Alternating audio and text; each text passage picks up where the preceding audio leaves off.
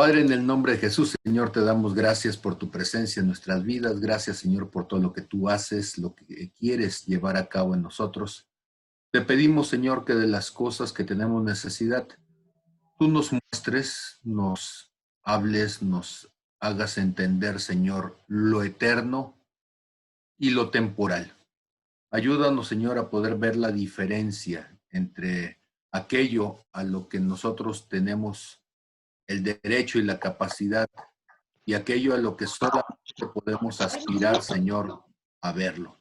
Y te doy gracias, Señor, porque en medio de toda circunstancia, tú siempre, Señor, vas llevándonos a todos nosotros, nos vas llevando, Señor, a ver las cosas desde tu posición, porque tú nos sientas, Señor, como tus hijitos pequeños, nos sientas en tus rodillas y nos haces ver las cosas, Señor, cercanos a tu corazón. Gracias, Señor, porque esto no tiene que ver con nuestra capacidad, sino con tu amor, Señor. Gracias en el nombre de Jesús. Amén, amén y amén. Hay dos temas que están dando vueltas en mi corazón, tres temas de hecho, y seguramente los vamos a compartir en esta semana. Yo creo que el domingo voy a hablar acerca del asunto de la oración. La oración desde la perspectiva del diálogo con el Padre. ¿Qué es lo que voy a querer ir tocando en este asunto de la oración? La oración no es un acto de extorsión, no es una llamada anónima diciendo, tengo a alguien de tu familia y si no haces lo que yo espero, entonces te vamos a entregar en cachitos. Ahora, ¿por qué lo digo de esa manera ridícula que me caracteriza tristemente? Porque a veces los cristianos oramos de esa manera con Dios, o sea, hacemos eh, pautas de oración que pareciera que le quieren torcer el brazo a Dios. A veces la oración suena como el berrinche del niño cuando quiere que le compren algo para el día del cumpleaños y no se lo compran, y entonces también la oración allí toma un sentido incómodo. Eh, Cuando dice Amós 3:3 andarán dos juntos si no se ponen de acuerdo, yo creo que la oración es ponerse de acuerdo con el Padre, pero aquí quiero aclarar una cosa, no es que el Padre se pone de acuerdo con nosotros, sino que somos nosotros los que nos ponemos de acuerdo con Dios, o sea, nosotros los que le preguntamos a Dios qué es lo que Él tiene en sus planes y en su propósito hacer, qué es lo que está desarrollando, hacia dónde van las cosas y cómo de alguna manera podemos participar nosotros en ello. Es el Hijo queriendo sumarse a la voluntad del Padre. Y yo creo que esta parte de cómo orar y sobre todo en medio de una pandemia me causa mucha inquietud porque yo quisiera, y bueno, qué bueno que Dios no lo ha hecho, pero yo quisiera tener el poder de sanar a todos los que yo quisiera, pero lo cierto es que esa sola capacidad la tiene Dios. Y entonces hay gente que sana y no sé si es porque alguien ora o es porque Dios en realidad quería sanarlo. Yo quiero pensar más lo segundo y que nos invita a sumarnos en lo primero. Pero también hay ocasiones en que Dios está haciendo cosas y Dios quiere que intercedamos, o Dios quiere que fortalezcamos, o Dios quiere que crezcamos en fe. O sea, a veces hay tantas cosas por las que Dios quiere hacer algo. Y bueno, este fin de semana probablemente vamos a estar disertando sobre eso, ¿sí? Espero que eso no acabe con la fe de nadie o que mejor todavía nos ayude a ver la oración como una oportunidad de diálogo con Dios y que en lugar de meternos en crisis porque Dios no hizo algo, pues nos alegre por lo que Dios haya hecho, aunque lo que haya hecho no era lo que nosotros quisiéramos. Entonces, solamente doy el dato así general para que si alguien tiene alguna pregunta, idea o recomendación antes de que lo predique, a sabiendas que si dice algo que puede ser interesante, pues lo voy a utilizar sin decir su nombre, pero pues como parte de lo que habrá que enseñar. La segunda cuestión es, he estado meditando mucho sobre el asunto de ser colaboradores o controladores. Y en el sentido de que controlar significa tener el dominio completo y absoluto sobre algo. La única persona, el único ser, el único existente que podría tener la capacidad de controlar algo sería Dios. Nadie más tiene la capacidad de poder controlar, o sea, tomar el dominio completo y absoluto sobre alguna circunstancia, sobre algún suceso, sobre la forma en que suceden las cosas. Y entonces nosotros lo que somos colaboradores, o sea que en realidad hay cosas que podemos hacer y sumarnos a lo que Dios está determinando hacer, y hay cosas que por más que querramos no las podemos hacer. Hay un grupo de personas que, si me permiten, no es tan nuevo siquiera, porque viene desde Zenón, unos 300 años antes, 500 años antes de Cristo aproximadamente, sí. Y entonces a esta gente se le llamaron los estoicos, y mucha de la cultura cristiana, hay gente que desde lo filosófico lo identifica con los estoicos y dicen, es que son 500 años antes de Cristo, sí, pero Moisés fue 2000 años antes que Zenón, así que yo creo que la Biblia tiene preeminencia en ese sentido, y hay muchos ejemplos bíblicos desde antes de Zenón que ya se encuentran en los Salmos, que se encuentran en Proverbios, que se encuentran en el Pentateuco, que nos muestran cómo el cristianismo implica reconocer que Dios es el que está en control y nosotros solamente colaboramos con él. Y que si Dios no cuida la ciudad, en vano se desvelan y se esfuerzan los que la guardan, ¿sí? Y si Dios no edifica la casa, pues en vano se esfuerzan y trabajan los que están tratando de edificarla. O sea, dicho de otra manera, como aquella oración que hay tantas versiones de ella, ¿sí? Digo que es antiquísima, donde dice, Señor, enséñame a reconocer las cosas que puedo cambiar, ¿sí? O dame la sabiduría para reconocer las cosas que puedo cambiar. Dame la humildad para reconocer las que no puedo cambiar, ¿sí? Y dicen algo así como, y dame el entendimiento, o dame la fe, o dame la paz, o lo que sea para reconocer la diferencia, ¿sí? Hay muchas versiones sobre eso, y probablemente de eso enseñe el próximo jueves, porque creo que es muy importante esa postura previa para hablar acerca de lo que significa una oración desde lo que yo puedo hacer, ¿sí? Entonces, la oración como el diálogo, como la intervención, como la participación, desde lo que está a mi alcance hacer y poder descansar en eso. Hay cosas que yo no puedo cambiar y tengo que descansar en que hice la parte que me tocaba, y la parte que no me toca, bueno, pues esa la decidirá alguien más. Finalmente, al final de toda esa lista será nuestro Dios.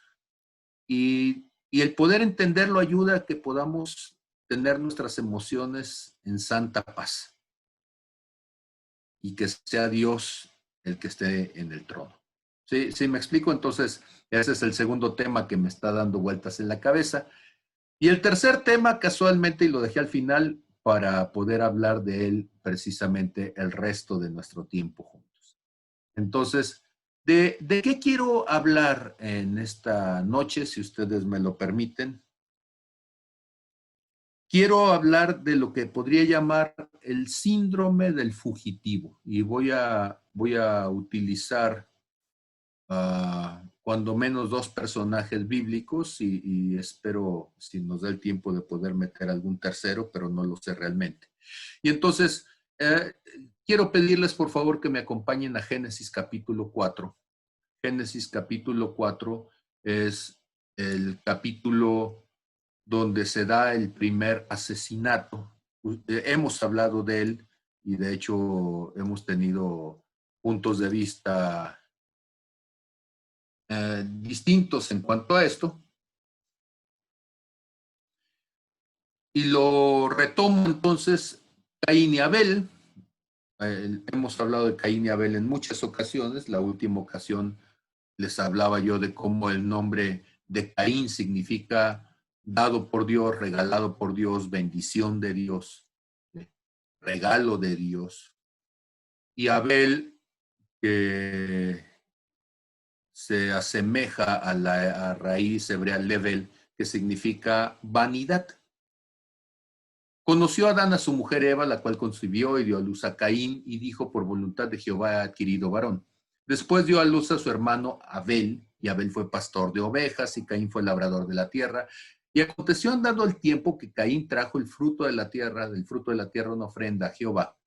Y Abel trajo también de los primogénitos de sus ovejas, de lo más gordo de ellas. Y miró Jehová con agrado a Abel y a su ofrenda, pero no miró con agrado a Caín y a la ofrenda suya. Y se ensañó, se molestó, se enojó, se entristeció. Caín en gran manera decayó su semblante. Y entonces Dios le dijo a Caín, ¿por qué te has ensañado y por qué ha decaído tu semblante? Si bien hicieres, no serás enaltecido, o si haces lo correcto, si actúas adecuadamente, no serás reconocido, no serás honrado a causa de ello. Y si no hicieres bien, si te equivocas, si tomas la decisión incorrecta, el pecado está a la puerta. O sea, la decisión es tuya. Si haces lo correcto, yo te voy a reconocer, te voy a aplaudir.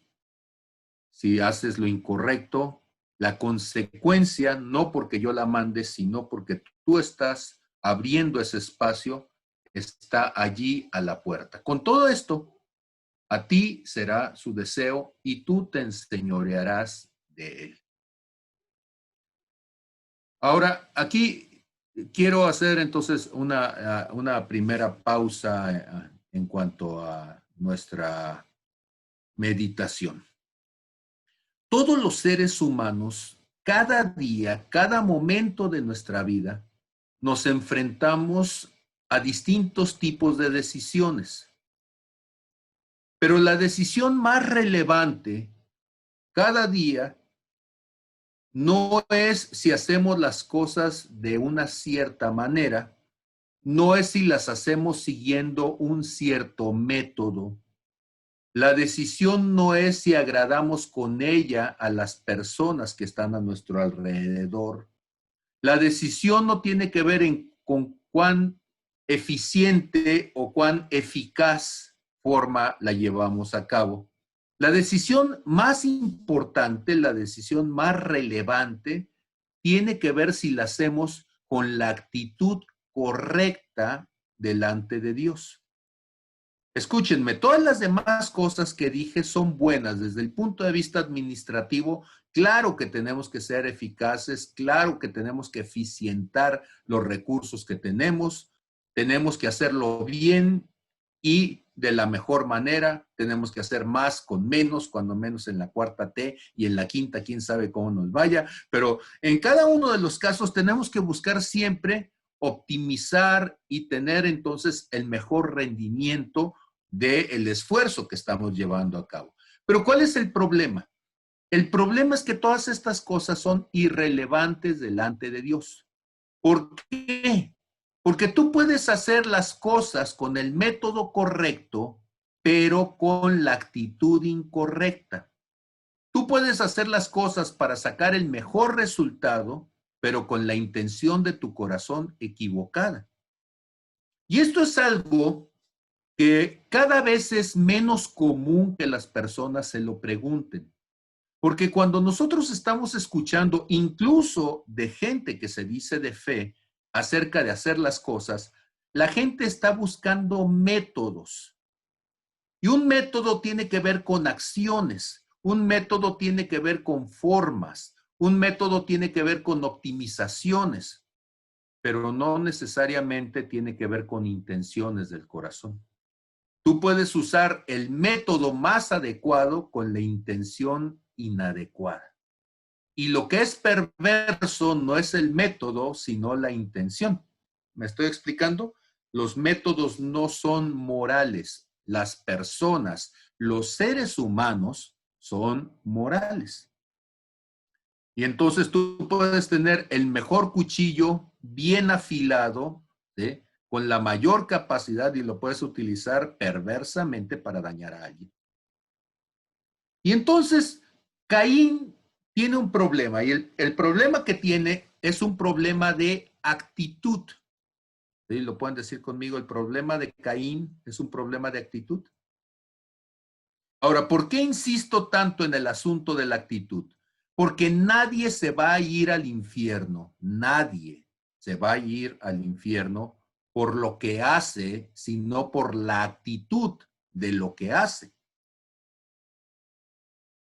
Porque cuando nosotros escuchamos acerca de las cosas que hizo Pablo, Dios no juzgaba al apóstol Pablo a pesar de ser perseguidor de cristianos, pero no lo juzgaba porque su intención que tenía, la actitud que tenía en su nivel de revelación era agradar a Dios. Y entonces, cuando nosotros estamos pensando en estas cosas, nosotros tendríamos que preguntarnos, ¿sí? ¿A qué le tendría que poner más atención? ¿Hacer las cosas correctas o hacer las cosas con la actitud correcta? ¿De qué tengo que preocuparme más? ¿De que los resultados salgan como yo quisiera o como la gente esperaría, o que yo logre mantener la actitud correcta en todo el proceso? Ahora, una persona que tiene la actitud correcta, claro que si le dices, oye, podrías utilizar este método, sería mejor. Si tienes la actitud correcta, te va a decir, gracias, qué bueno que me lo dijiste. Si una persona tiene la actitud correcta y tú le dices, te estás equivocando, no se hace de esa manera, te va a decir, gracias. Si una persona tiene la actitud correcta y tú le dices, la palabra que utilizaste era ofensiva, él se va a sentir mal y va a decir, gracias por hacérmelo saber. Porque el gran problema que tenemos es que alguien no es enseñable, pero no porque no tenga inteligencia, sino porque no tiene la actitud. Y entonces subrayo esto para pasar este punto. El gran problema de los seres humanos no es la inteligencia, no son los métodos, no son las habilidades, no son las capacidades. El gran problema de los seres humanos delante de Dios es la actitud. Muy bien, entonces Dios le está diciendo en Génesis capítulo 4, verso 7, si hicieres bien, si hicieres lo correcto, ¿no recibirías entonces reconocimiento? Y si hicieres, si no hicieres bien, o sea, si te equivocaras, si tu actitud no fuera la correcta, el pecado está a la puerta. Con todo esto, o en medio de todas estas cosas, en medio de estas circunstancias, ¿sí?, dice, aquí será su deseo y tú te enseñorearás de él. O dicho de otra manera, la lucha espiritual del ser humano es precisamente luchar y oponernos, hacernos conscientes de la lucha que tenemos en nuestro interior por esta cuestión de la actitud. Pero Dios dice, pero tú tienes la capacidad de enseñorearte, de tomar dominio, de tomar control sobre todo ello. Hasta ese momento, Dios guarda silencio. Ahora, ojo con esto. Dios sabe hacia dónde va Caín. Dios conoce lo que está sucediendo en el corazón de Caín. Dios está enterado de que Caín está molesto y Caín no está buscando quién se la hizo, sino quién se la pague. ¿Cómo es eso? Pues sí, realmente el que causó el dolor del corazón de Caín no fue Abel, porque no fue Abel el que rechazó la ofrenda, no fue Abel el que le dijo no la quiero, no fue Abel el que le dijo todas esas cosas, fue Dios. Pero Caín no puede oponerse contra Dios. Caín no puede hacer nada para pelearse con Dios, para corregir a Dios, para tomar a Dios por enemigo. Y entonces, ¿qué es lo que hace? Dado que no se puede poner con Dios, ya no está buscando quién se la hizo, que era Dios, ahora está buscando con quién desquitarse, quién se la pague, que es el caso de Caín. Y entonces Caín le dice a su hermano, salgamos al campo. Y aconteció que estando ellos en el campo, ahora una pregunta, ¿por qué si Dios sabe que Caín va a ir al campo? ¿Por qué si Dios sabe que Caín va enojado? ¿Por qué si Dios, que es todopoderoso, omnisciente, omnisapiente, omnipresente, eterno, por qué Dios no detiene a Caín? ¿Por qué Dios no le dice a Caín, Caín, acuérdate lo que te acabo de decir? Ahora, yo estoy haciendo la pregunta y hacer la pregunta es muy fácil, es muy simple hacer la pregunta, pero dar las respuestas no es fácil. Créame que el que pregunta tiene la ventaja de que se excusa en la ignorancia. A final de cuentas, el que pregunta es porque no sabe. Y preguntar es fácil. Incluso hacer una pregunta necia es fácil, pero dar una respuesta sabia y entendida a todo ello es bastante complicado. Gran parte del problema con las respuestas que dan muchos creyentes o que damos muchos creyentes es que nuestras respuestas terminan poniéndonos a nosotros muy bien, con una cierta aureola de sabios, pero dejan a Dios muy mal parado, porque pareciera que Dios tiene una mala intención o tiene un doble propósito o hay una cierta perversidad en él. Y eso es peligroso. Y entonces, ¿cuál es el problema? El problema está de que una buena respuesta no es la que nos deja a nosotros bien. Una buena respuesta debería de ser la que deja a Dios bien. Entonces, no se trata en una respuesta de justificarnos a nosotros mismos. No se trata en una buena respuesta de justificar que nuestra doctrina puede ser más congruente que la de otro igual de necio que nosotros. Una buena respuesta es aquella que nos muestra el corazón de Dios, en el entendido que Dios es bueno y es misericordioso. Ahora, no estoy diciendo que tengamos que defender a Dios, lo que estoy diciendo es que si tú conoces a Dios, tú vas a saber que Dios como Padre es bueno, que su misericordia es para siempre y que muchas veces nosotros no logramos entender todo el trasfondo de los hechos de Dios. Y entonces, este verso 7 hacia el verso 8 de Génesis 4 nos plantea ya una de las primeras grandes interrogantes acerca de la maldad en el mundo. ¿Por qué, si Dios es bueno, permite que haya mal en el mundo? ¿Han escuchado ustedes esa pregunta? Yo voy a cobrar $10 a todo aquel que me haga una pregunta como esa para volverme millonario rápidamente, ¿sí? Porque eso te lo pregunta todo mundo, ¿sí? Porque se trata de hacer ver mal a Dios. Entonces, ¿por qué si Dios es bueno, permite que haya mal en el mundo? Y pareciera que esa es una discrepancia de la bondad de Dios. Ahora, el asunto es que si revisamos perfectamente el verso 8, y voy a ir con ustedes a revisarlo, pero me gustaría que ustedes lo puedan revisar también en su propia Biblia. No vaya a ser que su Biblia diga algo diferente de la que dice la mía. Dice Génesis 4, verso 8, y dijo Caín a su hermano Abel, salgamos al campo. Y aconteció que estando ellos en el campo, los que estaban allí era Caín y Abel, Caín se levantó contra Abel, el hermano, y lo mató. Caín se levantó contra su hermano Abel y lo mató. Y si revisan bien, allí no dice Dios se levantó contra Abel y lo mató. Y tampoco dice Dios instigó a Caín contra su hermano para que lo matara. Tampoco dice Dios, que es controlador, ¿sí?, controló el corazón y la conciencia de Abel, ¿sí?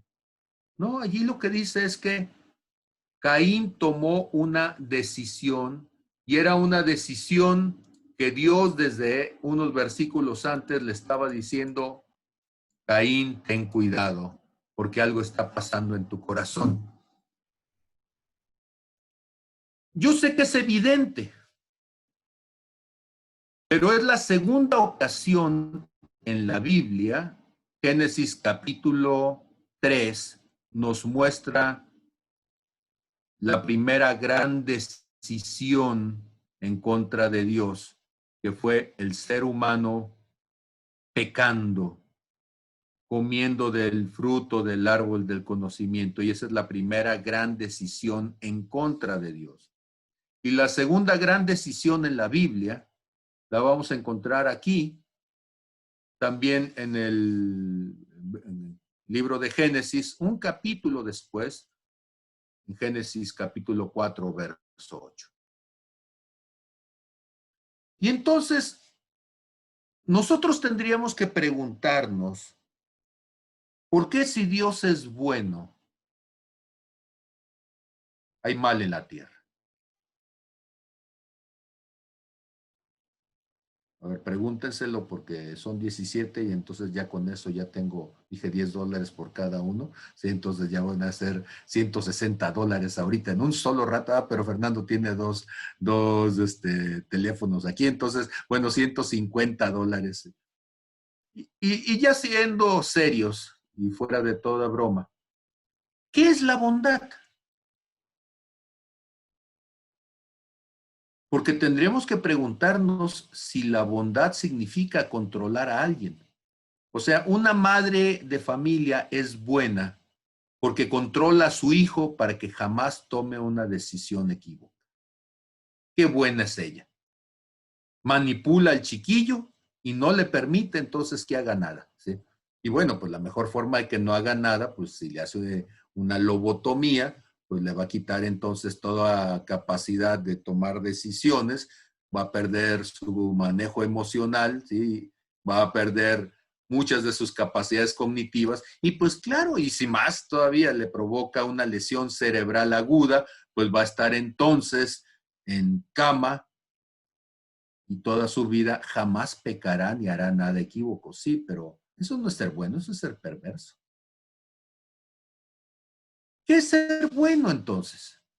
Si ser bueno no significa controlar al otro, impedirle, limitarlo para que no tome una mala decisión, entonces, ¿qué significaría la bondad? ¿Se han puesto a pensar ustedes que el regalo más difícil que Dios le dio al ser humano es la capacidad de decidir? Y que desde el primer momento, ya en Génesis capítulo 2, cuando encontramos que Dios le está diciendo al ser humano que no coma del árbol del conocimiento del bien y del mal, porque el día que de él coma, ciertamente moriría, ¿sí? Y esto se lo dice en Génesis capítulo 2, versos 16 y 17. Usted conoce esos versículos. Entonces, ¿qué es ser bueno? A ver, yo quiero escuchar sus opiniones para poder armar un poquito la discusión en cuanto a eso. A ver, ayúdenme. ¿Qué es ser bueno? Alguien me podría decir, es que en el hebreo la palabra bueno es la palabra tov, de donde viene Tobías. Pues sí, pero eso, la etimología a veces no nos ayuda de mucho. Bueno, pues simplemente dice bueno, ¿sí? Y es tan bueno como decir Bokel Tov, ¿sí? Que es buenos días, o Laila Tov, que es buenas tardes. Pues sí, pero eso no me dice nada. Y si dice, ¿y qué es malo? Pues lo contrario de bueno. Y entonces, ¿cómo se dice malo en hebreo? Lo tov, no bueno. Así se dice malo. Lo tov, no bueno. pero sigo sin salir del problema. Parece ser que ese es un círculo de argumentativo. Entonces, ¿qué será bueno? A ver, ¿alguien qué opine?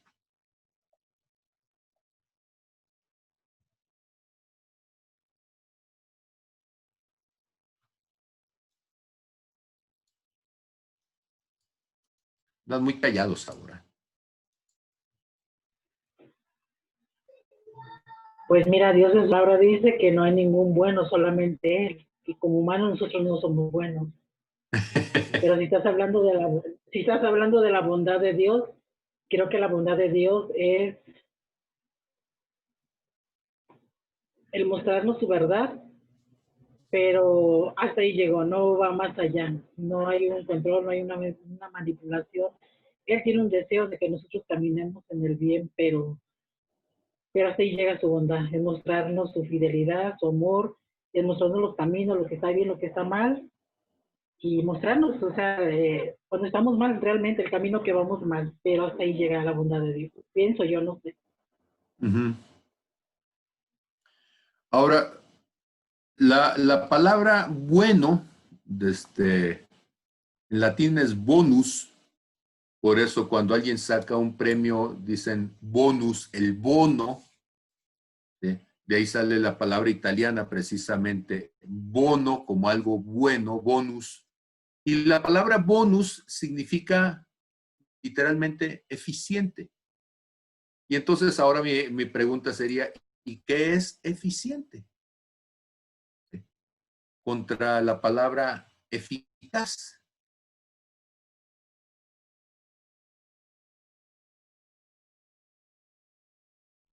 ¿Sí? ¿Qué me dicen? Eficiente. Si bueno, etimológicamente fuera eficiente, la palabra eficiente significa que produce adecuadamente su función. Y entonces me atrevo a decirlo de esta manera. Dios es bueno porque cumple adecuadamente su función. ¿Van conmigo? O sea, Dios cumple muy bien la función de ser Dios. Creo que también que no ha habido vacantes en toda la eternidad, ¿sí? Entonces él es Dios y será Dios y no hay nadie, ¿sí? No hay otro como Él mismo lo dice, no hay más Dios que yo, ¿sí? No hay Dios que sea bueno como Él, o sea, que sea eficiente. Pero noten ustedes que hay un aspecto que de repente pasamos por alto. Y es que Dios, además de ser Dios, en el caso Pues hay que nuestro, plancharla, pero casi mojada. es nuestro Padre. ¿Van conmigo? Podría decir conmigo, Dios, además de ser Dios, es mi Padre. Y entonces ahora mi pregunta es, si Dios es bueno, y eso significa que es eficiente, que cumple adecuadamente su función, y es mi Padre, ¿qué significaría cumplir adecuadamente la función de Padre hacia nosotros como hijos? ¿Sí? Si Dios es Padre y Él quiere cumplir su función, ¿qué hace un padre o cuál es la máxima expresión de la función de un padre hacia su hijo? Recordemos que en Génesis capítulo 1, verso 26, Dios dice que cuando hace al hombre, dice, hagamos al hombre a nuestra imagen, conforme a nuestra semejanza. Y número 3, señoríe. Y entonces, tomar a Dios como Padre y que Él nos tome como hijos, es que nosotros seamos transformados a la imagen y semejanza de Dios. Eso lo hemos dicho hasta la hastiedad. Pero el fondo profundo de todo esto es que nosotros podamos señorear. Y el señorío significa asumir una posición de autoridad, lo que implica la toma de decisiones, la toma de responsabilidades. La palabra, ¿sí? ¿Se acuerdan ustedes de cuando decimos, a ver, aquí tengo en el chat, tengo a Dulce diciendo ser obediente, ¿sí? Entonces, cuando Dios nos invita a caminar con Él y nos invita como hijos a aprender de Él. ¿Se acuerdan ustedes de Efesios capítulo 4, en el verso 13? Voy a Efesios capítulo 4 en el verso 13. Y comparto mi pantalla con ustedes. Dice, desde el verso 11 lo hemos leído un montón de veces, y él mismo constituyó a unos apóstoles, a otros profetas, a otros pastores, a otros evangelistas. Dice, apóstoles, profetas, evangelistas, pastores y maestros, perdón, a fin de perfeccionar a los santos para la obra del ministerio, para la edificación del cuerpo de Cristo, hasta que todos lleguemos a la unidad de la fe y del conocimiento del Hijo de Dios, a un varón perfecto, a la medida de la estatura de la plenitud de Cristo, para que ya no, ¿sí? Aquí el subrayado no es importantísimo. ¿Por qué? Porque lo que está diciendo es que nosotros sí somos niños fluctuantes, y él dice, para que ya no seamos niños fluctuantes. Y entonces, varón perfecto. Y esta palabra varón perfecto es una palabra clave. Ya hemos hablado de ella. La palabra varón perfecto en el griego es la palabra teleios. Teleios. Y la palabra teleios lo que significa o se traduce también es como madurez. La palabra teleios, un varón perfecto, teleios, ¿sí? Significa completo, significa que ha alcanzado la madurez, que está perfecto. Ahora, escúcheme, ¿cuál es el indicador más reconocible, más importante de una persona madura? A ver si en toda esta vuelta que estoy dando no perdí alguno en el camino, ¿sí? ¿Cuál es el indicador de la madurez?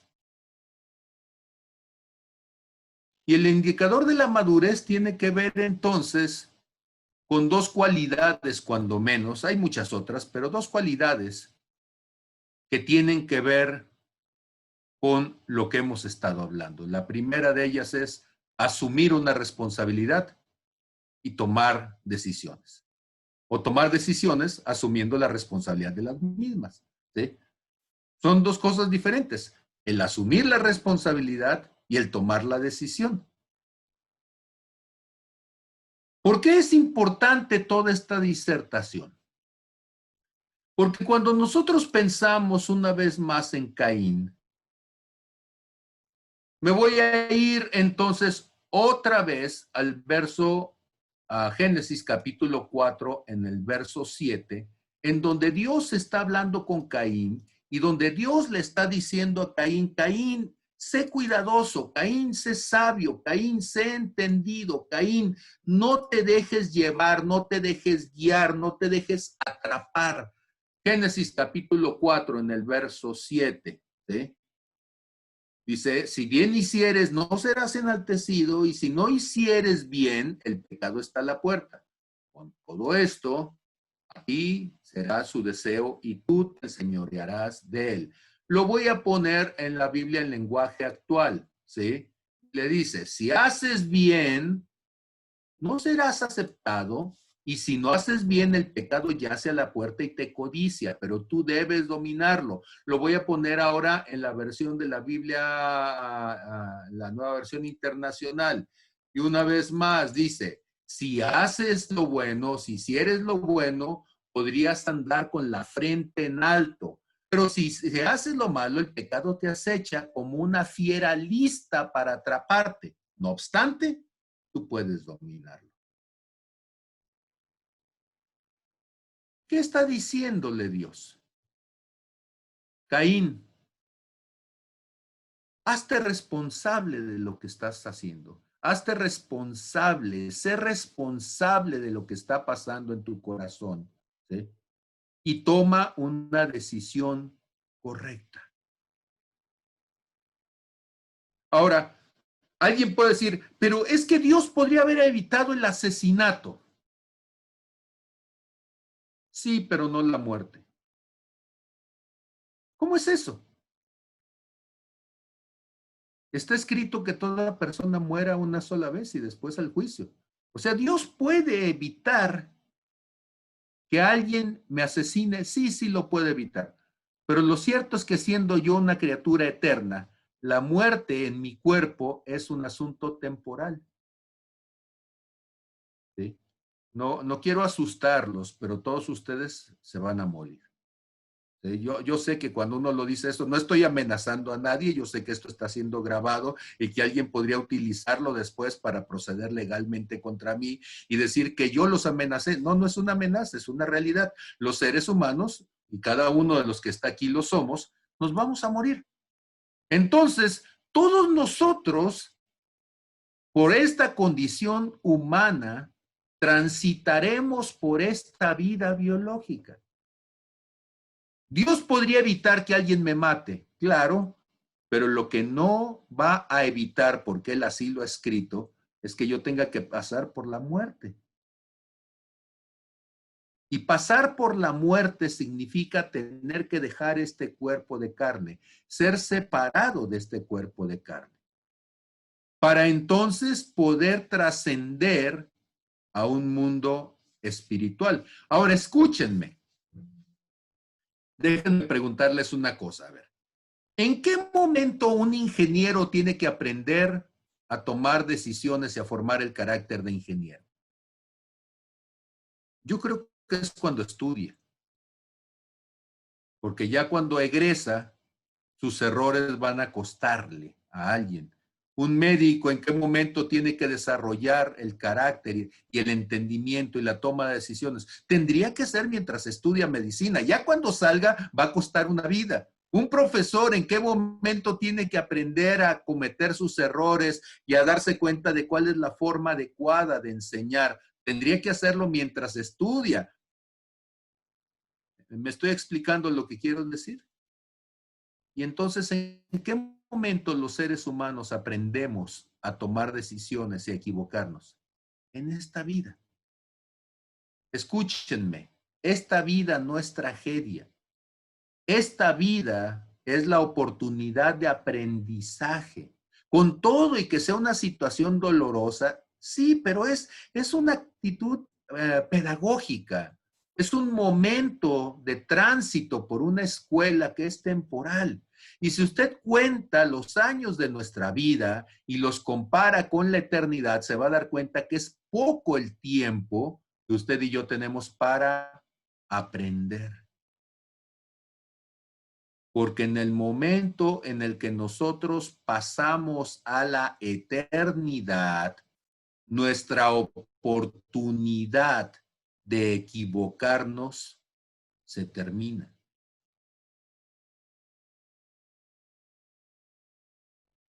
Me gustaría tenerlos con las cámaras abiertas nada más para verles pelar los ojos con lo que estoy diciendo, sí, porque se me hace o que les cayó muy fuerte o que no lo entendieron. ¿Sí? ¿Sí lo entendieron, Dulce? ¿Qué quiero decir con que si lo entendemos o no lo entendemos? ¿Saben ustedes que hay un tiempo, ¿sí?, para que una persona pueda recibir de Cristo la misericordia del perdón, de la salvación, y que ese tiempo es ahora mientras estamos vivos? Fíjense ustedes qué curioso es este versículo de Eclesiastés capítulo 9, verso 4. Dice, aún hay esperanza para todo aquel que está entre los vivos. Aún hay esperanza para todo aquel que está entre los vivos. Porque mejor es perro vivo que león muerto. Porque los que viven saben que han de morir, pero los muertos nada saben, no tienen más paga, porque su memoria es puesta en olvido. También su amor y su odio y su envidia fenecieron ya, y nunca más tendrán parte de todo lo que se hace debajo del sol. ¿Sí? ¿Qué significa esto? Que mientras hay vida, usted tiene la oportunidad de poder recibir la misericordia de Cristo. Mientras usted está vivo, tiene la oportunidad de que Cristo pueda morir por usted. Bueno, que la sangre de Cristo, que ya murió, por supuesto, eso fue hace 2000 años, que la sangre de Cristo que murió por usted, usted la pueda recibir como pago de sus pecados. Pero eso es mientras usted está vivo. ¿Por qué? Porque cuando una persona muere, en el momento en que la persona muere, en ese momento está sellado ya su destino. Y entonces, si me permiten ahora decirlo de esta otra manera, dice Hebreos capítulo 9 en el verso 27. Y de la manera en que está establecido para los hombres que mueran una sola vez y después de esto el juicio, así también Cristo fue ofrecido una sola vez para llevar los pecados de muchos y aparecerá por segunda vez sin relación con el pecado. Ojo, ya no es para venir a sanar los pecados. Dice, aparecerá por segunda vez en relación con el pecado para salvar a los que le esperan. O sea, Él viene por lo suyo, pero Él ya no viene a morir por los pecados. Y entonces, una vez más, voy a este asunto de nuestro invitado de esta noche, el señor Don Caín. Dios podría haberle dicho, Caín, no lo hagas. Dios podría haberlo detenido. Dios podría haber sacado de allí a Abel. Dios podría haber hecho un montón de cosas. Pero lo que hizo el padre fue dejar que el hijo tomara una decisión. Y va a decir usted, ¿y Abel qué pasó? ¿Se murió? Y él dice, pues sí, se fue con Dios. Finalmente todos vamos a ir hacia allá, así que si usted me manda un día de estos, sí, en vía rápida, yo agradecido estaré de ir antes, sí. Más me durará mi jubilación eterna. Entonces, ¿cuál es el asunto? El asunto es que la tragedia no es irse, la tragedia es que el que se quede con la actitud equivocada. Ahora, recuerda usted, ya lo había comentado, recuerda usted que el gran problema que he dicho es el problema de la actitud. ¿Van conmigo todos? Y entonces ahora yo quiero regresar, ¿sí? Acompáñeme por favor una vez más en todo este itinerante viaje que hemos estado teniendo, a Génesis 4 una vez más, porque ahora ya ha pasado el momento trágico de la muerte de Abel. Caín se acaba de convertir en el primer asesino en la historia de la humanidad. Ha matado a Abel y entonces viene Dios y le dice, ¿dónde está Abel, tu hermano? ¿Sí? ¿Dónde está? Ahora, si Caín se hubiera acordado que Dios es omnipresente, omnisciente, omnisapiente y eterno, pues se habría dado cuenta que la respuesta no sé, en realidad no se la cree nadie y menos Dios. ¿Sí? Y entonces él se empieza a excusar. Y si me permiten, vamos a acuñar a un término, aunque parezca psicología. Si usted piensa que la psicología es del diablo, créame que Satanás no tiene título, es un ignorante, ¿sí? Entonces la psicología, igual que la física, igual que la biología, igual que cualquier otra cosa que le da de comer a usted, es un intento humano de describir el comportamiento de este mundo. Aún la teología es un invento humano, no es un invento de Dios. Dios no hace teología con él mismo. Somos nosotros los que, queriendo entender a Dios, hacemos estos intentos de explicación. Y también lo voy a decir de esta manera y espero que nadie se moleste lo suficiente para que se vaya al infierno por eso. Perdóneme antes de irse al infierno, mejor. ¿Sí? Si el argumento de que un campo del conocimiento humano es que ese campo del conocimiento humano es perverso, ese mismo argumento debería ser válido para cualquier otra cosa. O sea, tan perversa la psicología, como perversa la medicina, como perversa la física, como perversa la química, como perversa la arquitectura, como perverso, etcétera. Finalmente son intentos humanos limitados e incapaces de ser totalmente explicativos de lo que es la realidad humana, ¿sí? Entonces, no se pelee usted con la psicología, ¿sí? Peleese con la física cuántica y se va a dar cuenta de que va a estar más o menos con eso ya suficientemente justificado, ¿sí? O peleese con algún otro campo del conocimiento que le cueste trabajo estudiarlo para que después diga, sí, creo que no tengo la capacidad de entender lo que 3, 4 monos en la historia de la humanidad sí entendieron, y aun cuando lo dijeron, aún ellos están limitados, ¿sí? Entonces, todo esto era un comercial nada más para sacar las amarguras del pastor. No, lo cierto es que si somos gente estudiosa, debemos de entender que nuestros argumentos a veces son incapaces y son limitados. Entonces, no podemos arremeter contra un campo del conocimiento y tener un sesgo de aprovecharnos de todos los demás. Entonces, tan malo uno como lo otro, si usted va a despreciar el conocimiento humano, desprécielos todos y viva en las cavernas. No utilice el lenguaje, porque también desde la lingüística es un intento limitado y no lo hizo Dios, ni tampoco la filología, ni tampoco ningún otro campo del conocimiento humano. Entonces, eso nos pone en las cavernas. Ok, regreso entonces con Caín, sí, que está esperando una decisión de nuestra parte de qué va a pasar con él. Dios le pregunta a Caín, ¿dónde está tu hermano?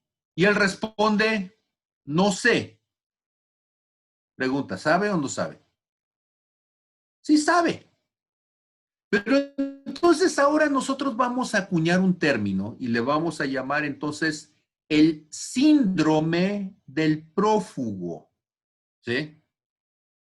¿A quién vamos a llamar al prófugo? Vamos a llamarle prófugo al que sabe que cometió un error y se está escapando de la justicia. Pero ¿qué es lo que hace el prófugo? El prófugo, cuando se le pregunta, ¿sí?, ¿qué sucedió? Si él es responsable de algo, si él sabía, si él estaba enterado, ¿qué hace el prófugo? Alega inocencia y alega ignorancia.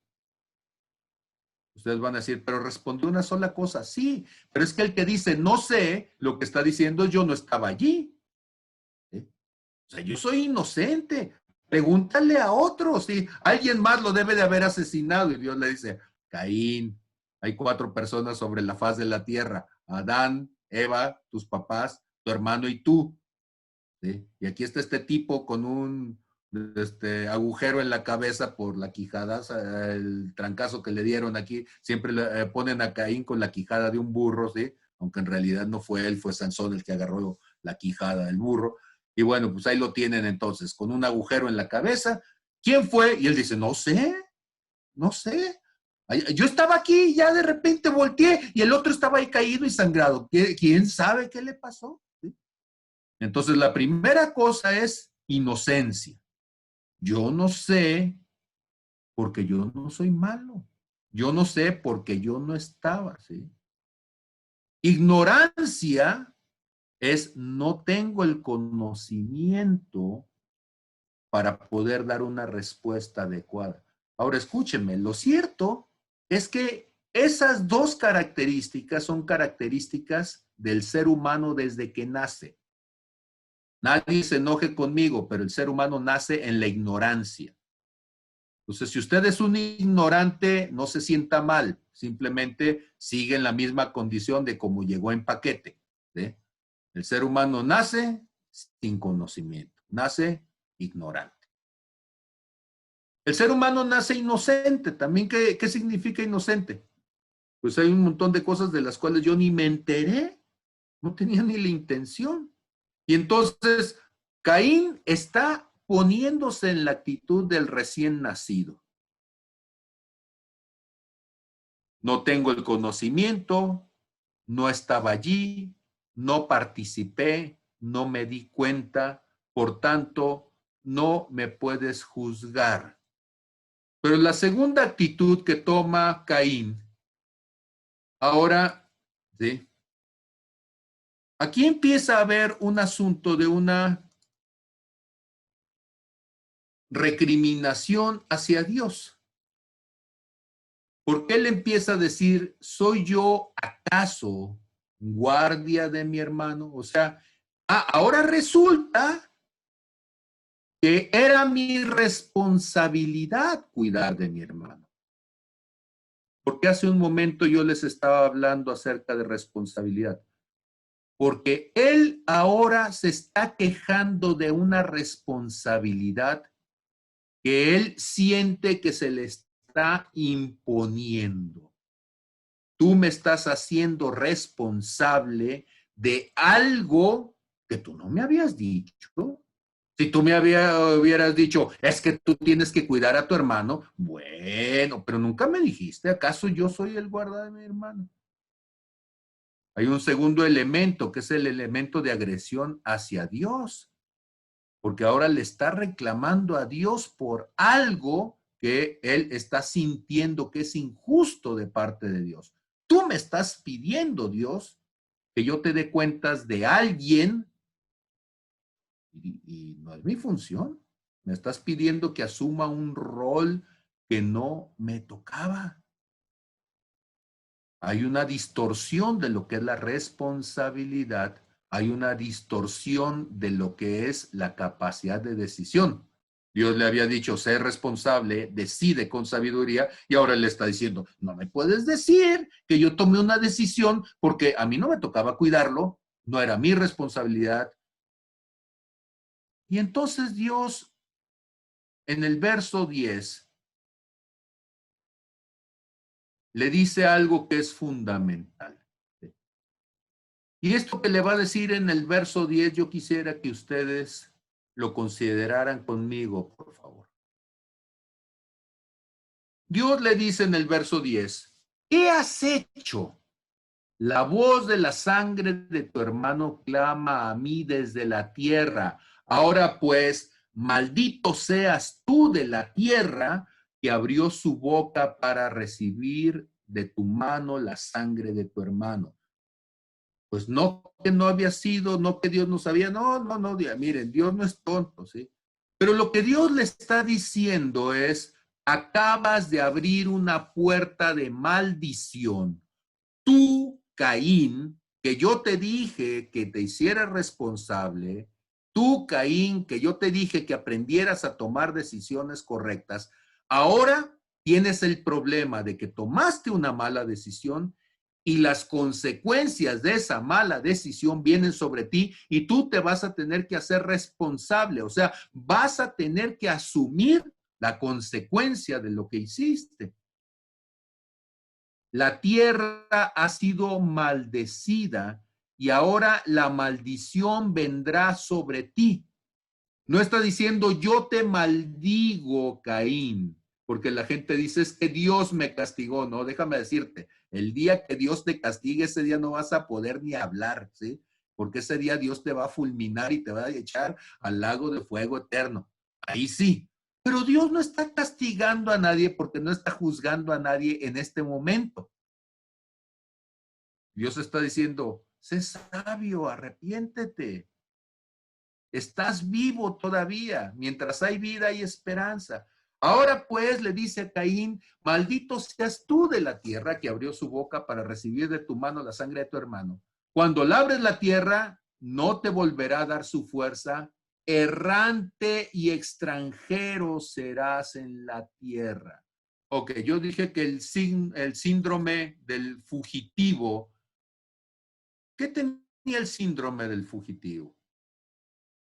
Niega haber estado, niega tener conocimiento, se siente ofendido si le preguntas algo, siente que lo estás obligando a asumir una decisión que él no quisiera llevar a cabo. Las cosas en el mundo espiritual se empiezan a poner en su contra y él piensa que los demás tienen algo contra él. No, el forajido ha destapado el mundo espiritual, está recibiendo las consecuencias, ¿sí? Se esfuerza y las cosas le salen mal. Por más que lo intenta, no logra construir. Y entonces aquí hay algo que es fundamental en el verso 12. Se los muestro para que lo tengan ustedes en la mirada. Y dice, errante y extranjero serás en la tierra. ¿Podrían, por favor, subrayarlo y dejarlo por allí dentro de sus notas? Errante y extranjero serás en la tierra. ¿Qué significa errante? Errante significa errar, o sea, dicen en mi rancho que no da pie con bola, o sea que se equivoca en su camino, que va de un lado a otro, que camina sin rumbo fijo, o sea que anda rodando. Eso es lo que dice. Errante es el caminar del borracho que alcoholizado no puede ir en línea recta y va tropezando. Errante es el que entra a la vereda y sale de ella, y una y otra vez, por andar entonces en ese entrar y salir, termina lastimado. Errante significa estar perdido. Tú le preguntas, ¿a dónde vas? Y él dice, no sé, porque está viviendo al día, porque no tiene una visión de futuro, porque hacia el frente lo único que tiene es desconocido, porque su mirada no está al frente, su mirada está hacia atrás, porque el forajido vive perseguido. Y entonces hay un síndrome de persecución.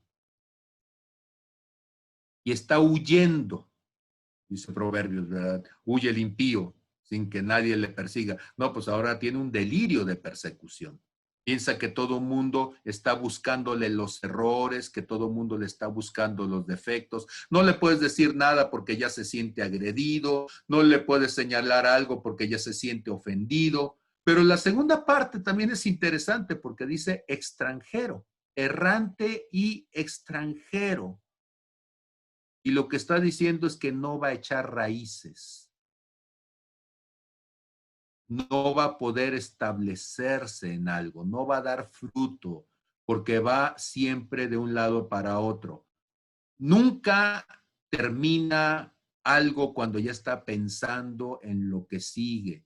Ante cualquier situación adversa, cualquier vientecito suave lo saca de su lugar, lo saca de casillas y termina yéndose.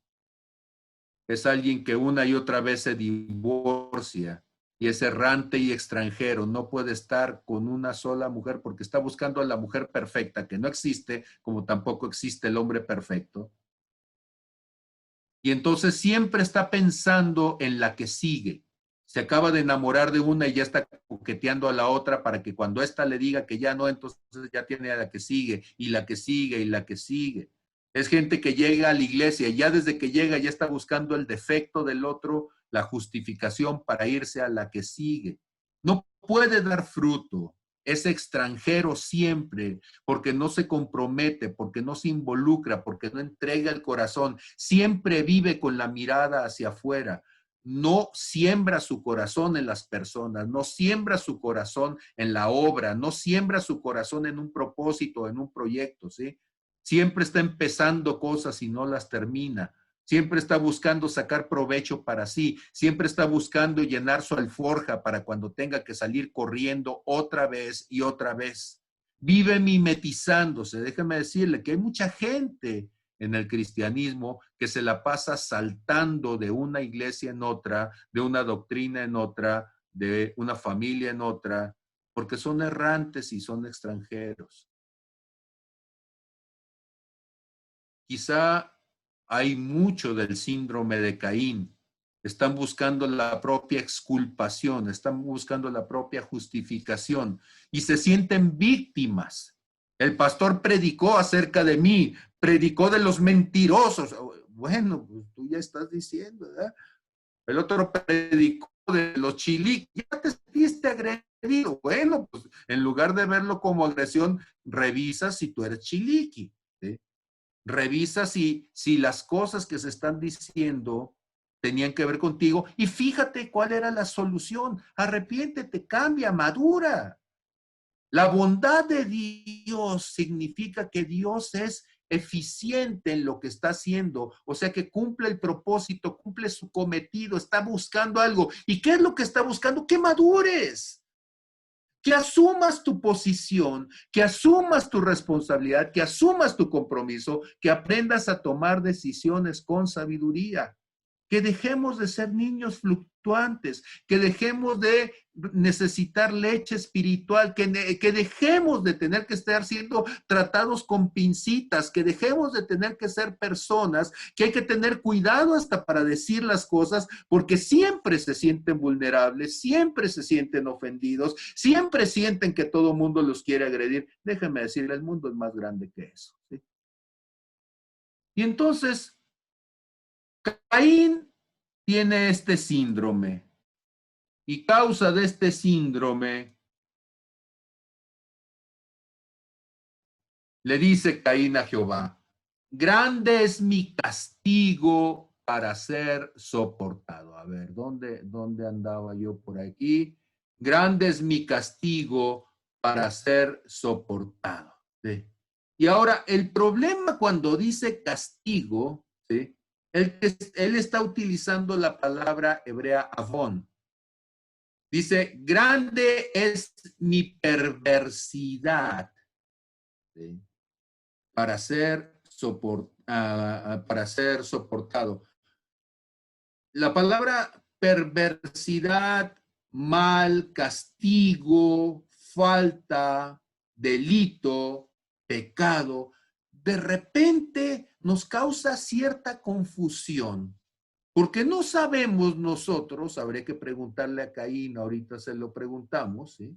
Si se está refiriendo a que él siente que Dios lo está tratando mal, o Caín entiende que lo que él hizo es equivocado. Porque él podría decir, grande es mi perversidad para ser soportada, grande es mi negro corazón, terrible es mi condición humana para ser soportado. Podría decir, Señor, quítamelo, arráncalo de mí. Pero noten ustedes cómo en el verso 14 nos da la clave para entender a qué se está refiriendo Caín.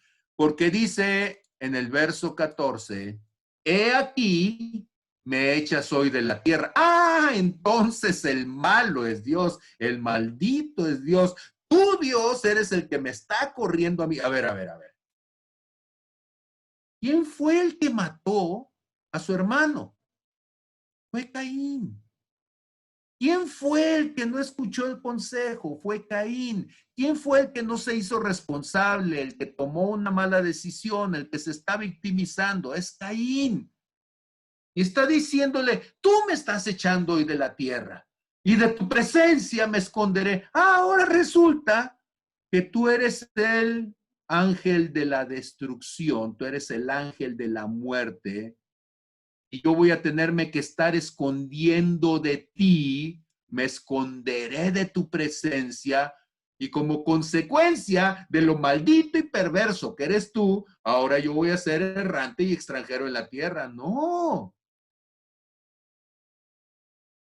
Eres errante y extranjero, Caín, porque no quieres hacerte responsable. No quieres asumir tu responsabilidad. Escúchenme, y lo digo en santa paz, nadie me lo tome a mal, por favor. Un error lo podemos cometer cualquiera, pero el doble error es pensar que el equivocado fue el otro y no aprender yo de lo mío y volverlo a cometer una y otra y otra y otra vez. Yo sé que por asuntos de madurez, de falta de comprensión, de falta de seguimiento, de entendimiento, de sabiduría, de lo que sea, personas en una relación puede terminar con una relación fracturada. Y puede haber un divorcio, claro que lo puede haber. Y Dios es un Dios de nuevas oportunidades. ¿Pero qué significa una nueva oportunidad? Pues aprende de tus errores pasados y no vuelvas a cometer los errores. Pero si tú vuelves a hacer las mismas cosas y las mismas cosas, y yo conozco gente que se ha casado 5 o 6 veces y las 5 o 6 veces ha cometido los mismos errores, dice uno, pues este no aprendió. Y entonces tenemos que ser muy sabios, muy entendidos, darnos cuenta que el primer error es ignorancia. Nos equivocamos porque no sabemos. Pero el segundo error es necedad. O sea, me estoy equivocando a sabiendas y no quiero cambiar de actitud. Caín le dice a Dios entonces, sucederá que cualquiera que me halle, cualquiera que me hallare, me matará. Ahora, Dios en ningún momento ha dicho, te voy a matar, te voy a castigar, ¿sí? Pero ahora él tiene miedo de que otros hagan con él lo que él hizo con su hermano. Mira, el temor es muy real. Antes de ese momento no había ningún asesinato sobre la faz de la tierra. Pero a partir de ese momento él ya sabe que la gente se puede morir a golpes y ahora dice, y ahí me van a matar a mí. Pero en lugar de decir, Señor, ten misericordia de mí. La actitud de Caín en el verso 14 es de recriminación a Dios. Pareciera que Dios es el culpable, pareciera que Dios es el que le puso esta carga terrible para ser soportada. Y dice que le respondió el Señor.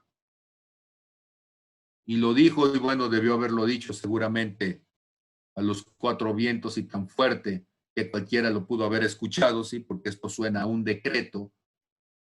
Ciertamente cualquiera que matare a Caín, 7 veces será castigado. ¿Qué es lo que Dios está diciendo? Lo que Dios está haciendo, y escuchen por favor, porque muchas veces nosotros no entendemos esta parte. Lo que Dios está haciendo con Caín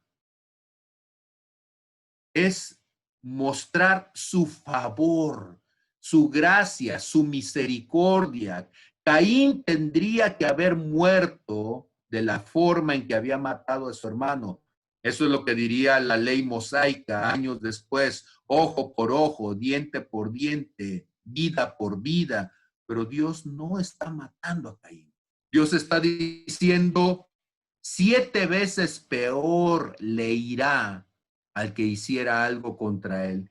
Y le pone una señal en Caín para que no lo matase cualquiera que lo hallara. Una señal. ¿Qué señal sería esa?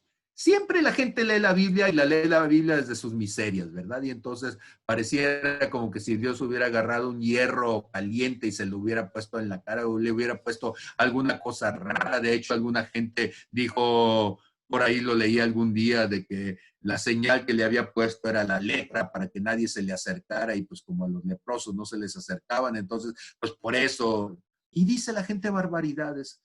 Pero si ustedes notan la actitud de Dios, lo que ustedes notan es que Dios no quiere que Caín muera, Dios quiere que Caín tenga la oportunidad de cambiar, de arrepentirse, de tener una vida distinta, una visión distinta. Dios no quiere que alguien llegue y lo mate. Por eso está diciendo 7 veces peor le irá al que matare a Caín. Lo que le está diciendo a todos los seres humanos es déjenlo, yo voy a tratar con él. Es un asunto entre Caín y yo.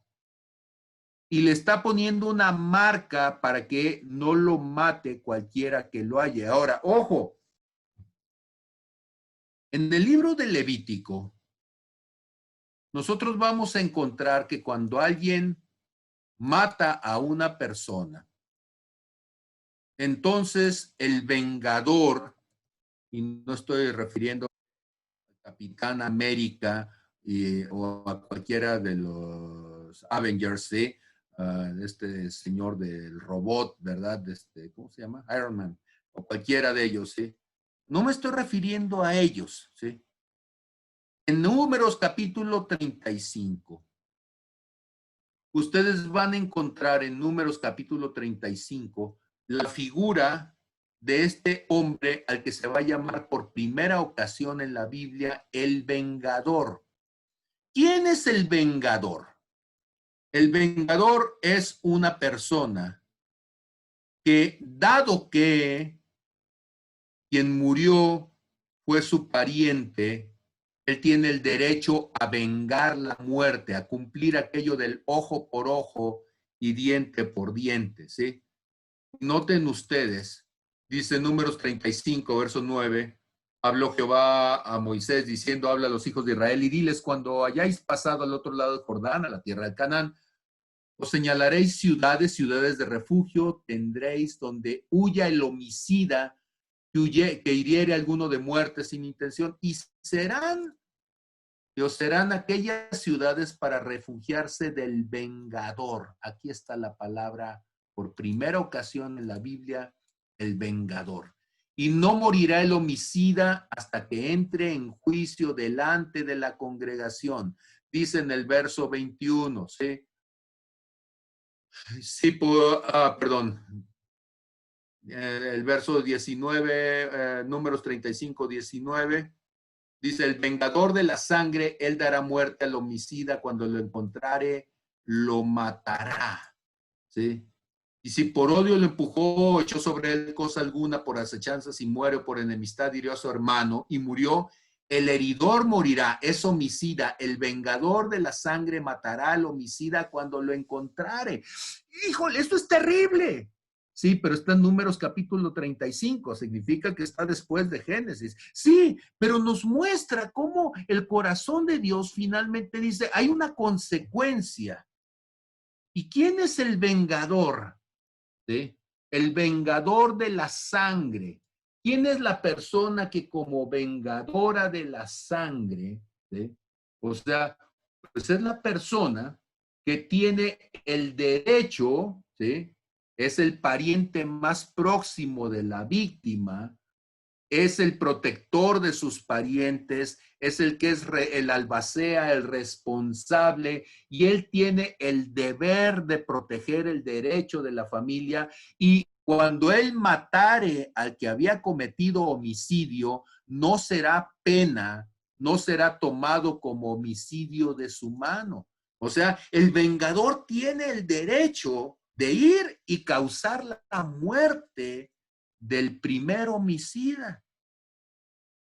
Y Dios dice, sí, pero le voy a poner una marca a Caín para que el vengador no tenga el derecho para venir a reclamar la vida de Caín. Ahora, ¿cómo es que puede reclamar la vida de Caín? ¿Sabían ustedes? Está escrito en Romanos capítulo 6, verso 23, que la paga del pecado es muerte. mas la dádiva de Dios es vida eterna en Cristo Jesús, Señor nuestro.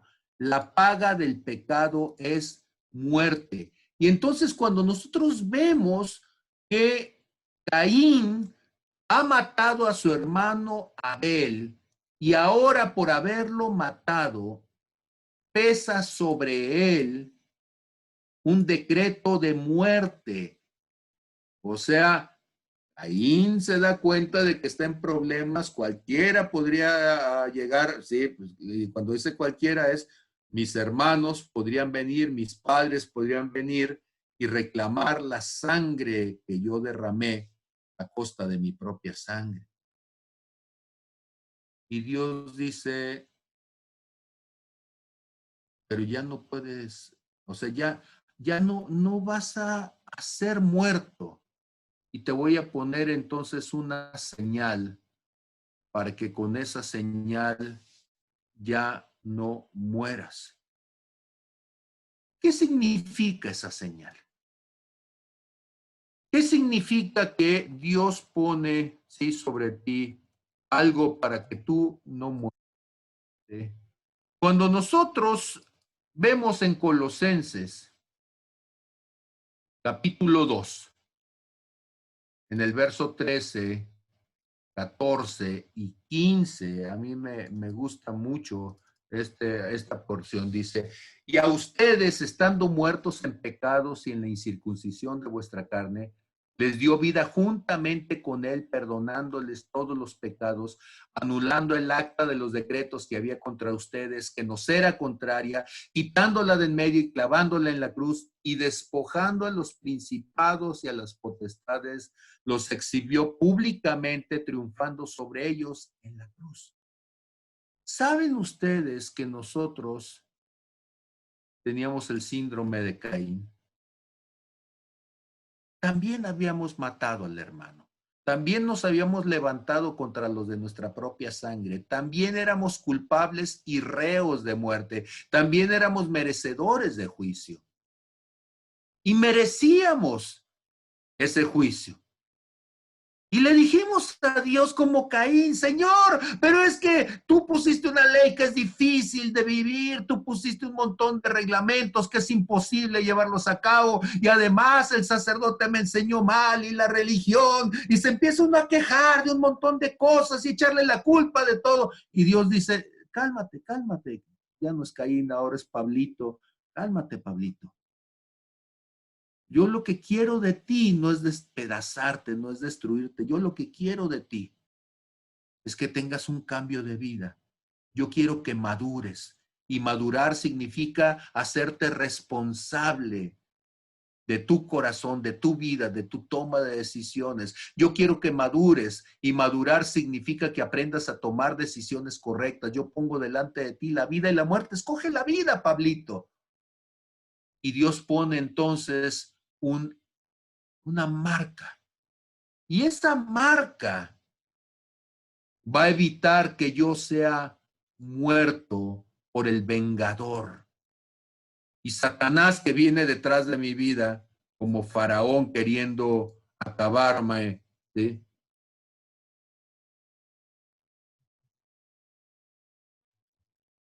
Y entonces dice uno, pero Señor, entonces, ¿qué puedo hacer?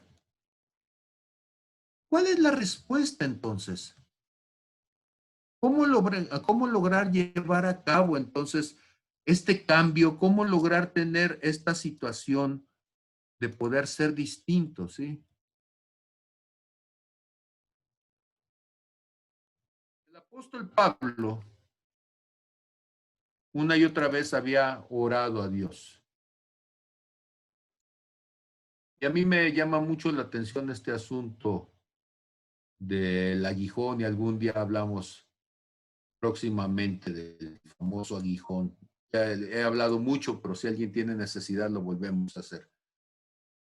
En 2 Corintios capítulo 12, en el verso 6, Dios dice, el apóstol Pablo dice, perdón, sin embargo, si quisiera gloriarme no sería insensato, pues, porque diría la verdad, pero lo dejo para que nadie piense de mí más de lo que en mí ve u oye de mí. Y para que la grandeza de las revelaciones no me exaltase desmedidamente, me fue dado un aguijón en mi carne, un mensajero de Satanás que me ofendé para que no me enaltezca sobremanera. Respecto a lo cual 3 veces he rogado al Señor que lo quite de mí y me ha dicho, bástate mi gracia, porque mi poder se perfecciona en la debilidad. Por tanto, de buena gana me gloriaré más bien en mis debilidades para que repose en mí el poder de Cristo. Y este pasaje de 2 de Corintios capítulo 12, en particular el verso 9, bástate mi gracia. Si yo fuera Caín y me preguntaran cuál es la señal que Dios ha puesto sobre ti, yo diría, Dios me marcó con su gracia. Su gracia se ha marcado en mí, en mi corazón, en mi ser de tal manera que es un anuncio de que aún siendo asesino, Dios ha tenido misericordia conmigo. Y esa gracia sobre mí le dice a Satanás, no puedes tocar su vida, no puedes acabar con él. Y Dios ha dicho, la gracia significa que yo he muerto por él, he pagado su pecado por él, he sangrado por él, he derramado mi vida por él, incluso he muerto por él.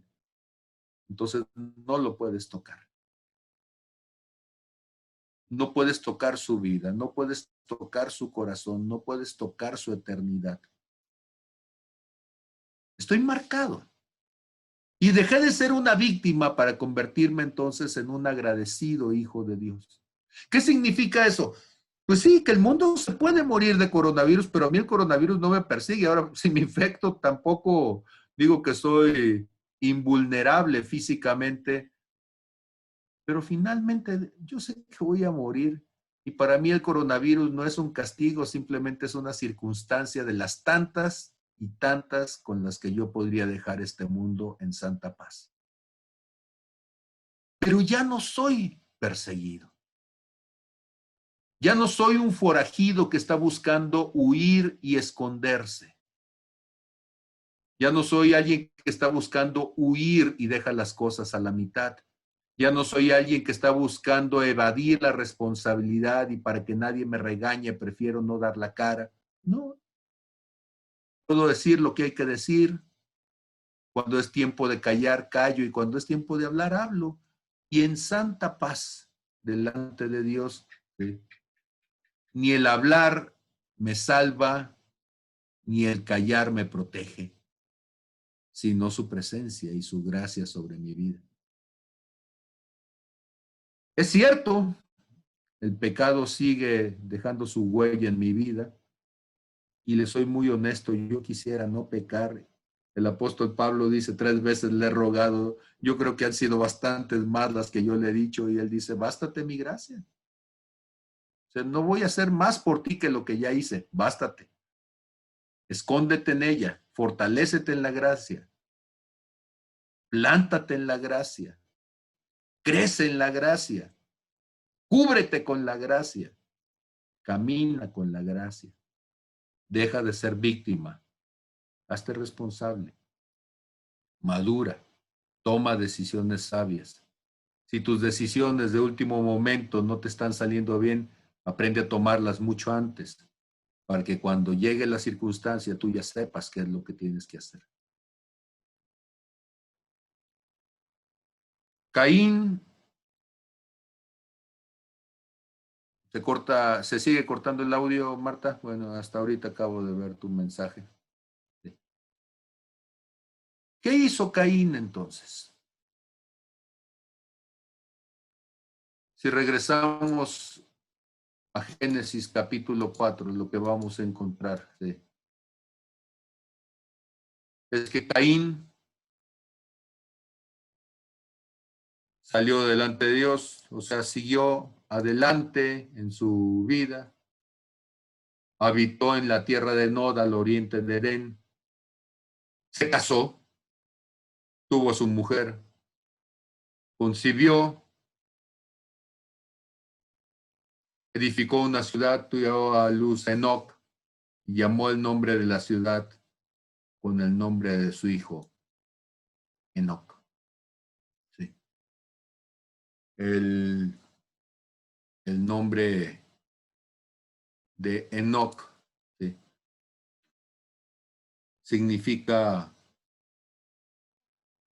inicio. O sea, volvió a comenzar.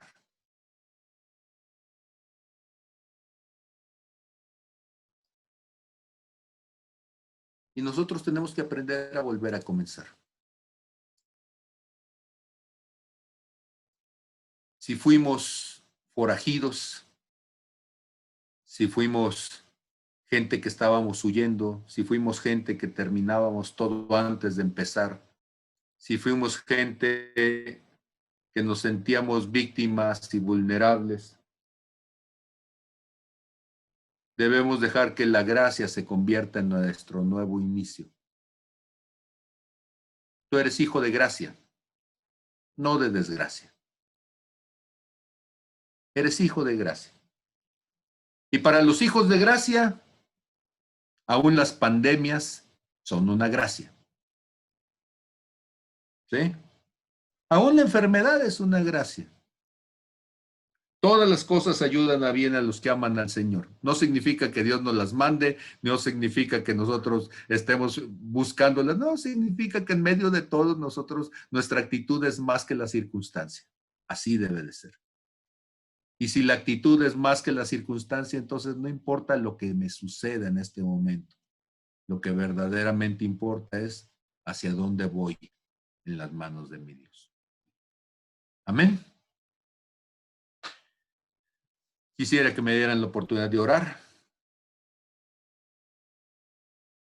Padre, en el nombre de Jesús, te damos gracias. Gracias, Señor, porque tú nos has marcado, tú nos has sellado, tú nos has puesto una marca para protegernos del vengador, del ángel de muerte, del enviado a acabar con nosotros, del que cobra, Señor, el fruto del pecado. Gracias, Señor, porque tú no nos has tomado, Señor, por enemigos, sino como hijos. Y gracias a eso, Señor, nosotros tenemos esperanza. Yo te pido, Señor, que nos lleves a recordar siempre que lo más importante, lo hemos dicho una y otra vez, lo más importante es la actitud que tenemos delante de ti, Señor. Todo lo demás es temporal. Nuestra actitud se convierte en algo eterno, porque es nuestra actitud la que nos acerca o nos aleja de ti. Ayúdanos, Señor, a que nuestra actitud sea la actitud correcta, siempre, en todo momento y en todo lugar. En el nombre de Jesús. Amén, amén y amén. Escuchamos comentarios para terminar nuestro tiempo juntos.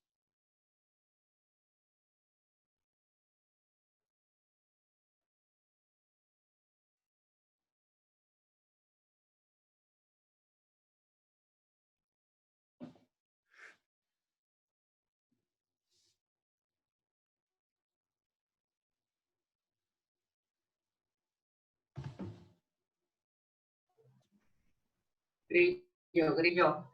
Ahí va, ahí va, ahí va.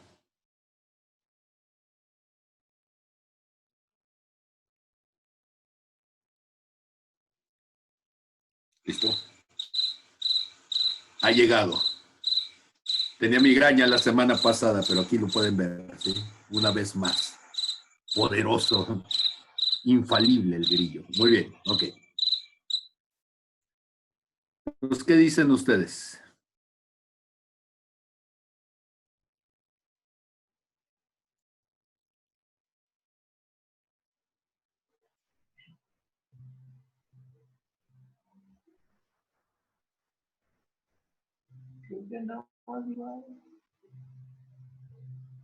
Hay un muchacho que se parece mucho a Chisco, pero está pelón, no sé quién será.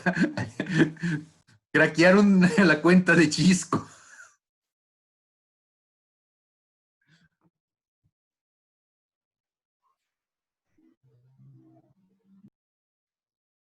Sube el volumen, Mili, porque no te oímos. Chisco necesita escuchar tu carrilla, pero no, Tengo no se algunas oye. fallas técnicas. Ok. Sí, no, con mucho gusto, le daba mucha carrilla a mi carnal. Ok, ¿quieres decir algo? Además de que se le ven las orejas al Chisco. Pues, ahorita apagué la cámara porque la verdad traigo algo de migraña, pero a lo que alcancé a vislumbrar, creo que me dio como, no sé si decir que un poco de tristeza, porque hay muchas cosas que escuchaba y era así como de, es que así me enseñaron que debería de ser. Como esta parte de la iglesia tradicional, no precisamente del catolicismo, sino más bien la cultura del cristianismo, en la que me enseñaban que las cosas tenían que ser así, o sea, de poderte excusar, de poderte poner en modo víctima. Mucho de lo que te escuchaba decir de las actitudes de Abel, de decir, no, pues no era mi culpa, y ya después es que me van a matar. O sea, si tú no, o sea, por tu culpa a mí me van a matar porque me estás castigando por algo que yo hice, ¿no? Y no hacerte responsable. Entonces yo he crecido con un modelo de cristianismo que no es responsable de lo que hace, que cuando alguien les dice, es que no quiero o es que no puedo, ya se ofenden. Entonces me dio como esa tristeza en pensar en cuántos chicos de mi generación que tenían un corazón precioso para Dios, prefirieron ya no seguir en el camino porque algo de las enseñanzas que nos daban dentro de la iglesia no les cuadraba. Y yo te escuchaba y yo decía, pues es que en realidad lo que no nos cuadraba era esto, de que pues nos aventaban la pedrada pero escondían la mano, ¿no? Entonces sí me quedo como reflexiva del asunto y necesito escucharlo otra vez y escucharlo con calma para ver si lo que entendí es eso, ¿no? A lo mejor y por la cuestión ahorita de la cabeza te oí en pedacitos, pero sí me quedé con esa sensación de decir, ¿qué era lo que estaban intentando hacer con nosotros? O sea, ¿qué tipo de cristianos estaban sembrando en nosotros? Y hasta aquí mi reporte, Joaquín. Carnal, chida tus orejas. Aguas con el Buki. Amén. ¿Alguien más? ¿Alguien más que tenga algo que decir? Magdalena.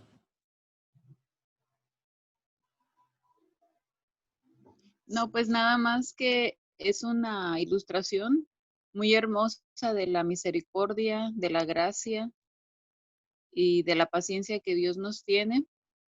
No había visto la vida de Caín de esa manera, pero sí, en realidad Dios le estuvo dando otra oportunidad.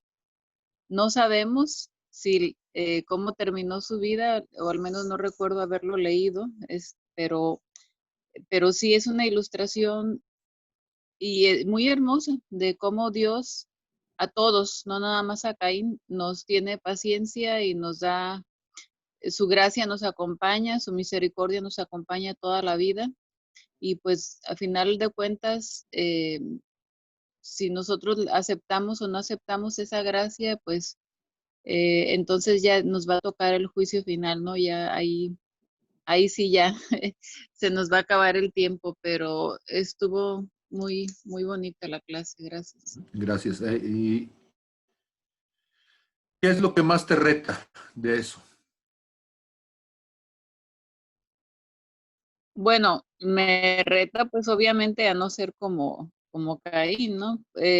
A aprovechar cada circunstancia, cada oportunidad que Dios me da. A mí siempre me molestó y todavía pues la forma en que le contestó a Dios cuando le pregunta dónde está su hermano y él le dice, ¿acaso soy yo el guarda de mi hermano? Me parece, aparte de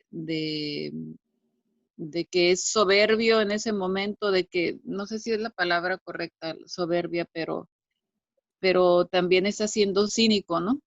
Porque él está, por supuesto que está consciente del mal que hizo, pero se está negando a aceptarlo y a reconocerlo delante de Dios. Entonces, cuando Dios nos confronte, tenemos que ser humildes, no tomar esa actitud negativa de Caín, de, de ponernos a la defensiva y de negar nuestro pecado, ¿no? Ahí lo que tenemos que hacer es pues humillarnos delante de Él y pedirle perdón y aprovechar y tomar de su gracia que es, y su misericordia que es nueva cada día. Y es maravilloso, o sea, a veces no lo valoramos, a veces no estamos pensando en ello, pero nos lo dice en su palabra, cada día es una nueva oportunidad de iniciar, de Enoc, ¿verdad? De vivir en la ciudad de Enoc cada día. Entonces, pues eso es lo que yo tomaría para mí, cómo lo aplicaría en mi vida. Ujú. Ahora, si se fijan ustedes, aquí hay algo que de repente no nos gusta mucho, ¿sí? Romanos capítulo 9 dice el verso 10 al 12, y no solo esto, sino también cuando Rebeca concibió de uno de Isaac nuestro padre, pues aún no había nacido, dice, ni habían hecho aún ni bien ni mal, para que el propósito de Dios conforme a la elección permaneciese, no por las obras, sino por el que llama, se le dijo, el mayor servirá al menor. Y este principio de que el mayor sirve al menor, el mayor cuida al menor. ¿Cuántas veces Dios como padre me ha llamado a mí la atención? Eh, Déjenme ponerlo de esta manera y que no suene como a canto de sirena ni de miserias, ¿no? Pero ¿cuántas veces la oveja patea al pastor por algo que no entiende de lo que el pastor hizo? Y el pastor de repente va y se queja con Dios.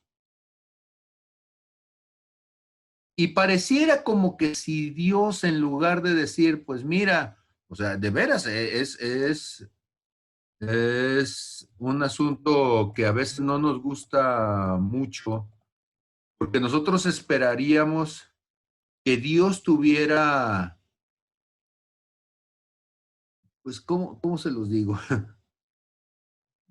Pues un poquito más de empatía con uno y que dijera, no, pues sí, es que esa oveja es malvada y maldita, y sí, pues, pero ¿sabes qué es lo que Dios dice?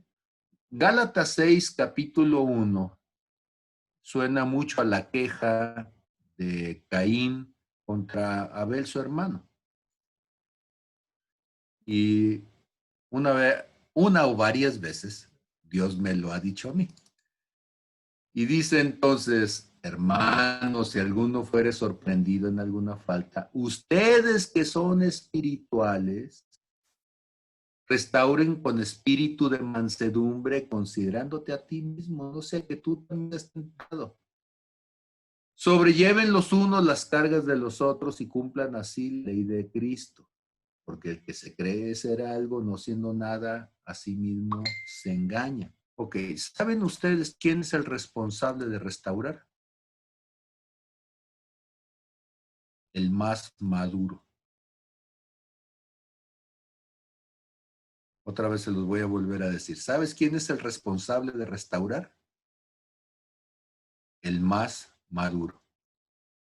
¿Por qué el más maduro es el responsable? Porque el inmaduro no puede tomar la responsabilidad, pues es inmaduro, es necio. Y entonces uno llega como Caín y Dios te dice, oye, ¿y qué pasó con aquel? Y el otro fue el que te pateó y te escupió en la cara y te jaló las greñas, ¿sí? Y uno dice, pues ¿qué, acaso no te diste cuenta? Y él dice, cálmese, Caín, sí, usted es el maduro. ¿A quién le toca restaurar? Al maduro.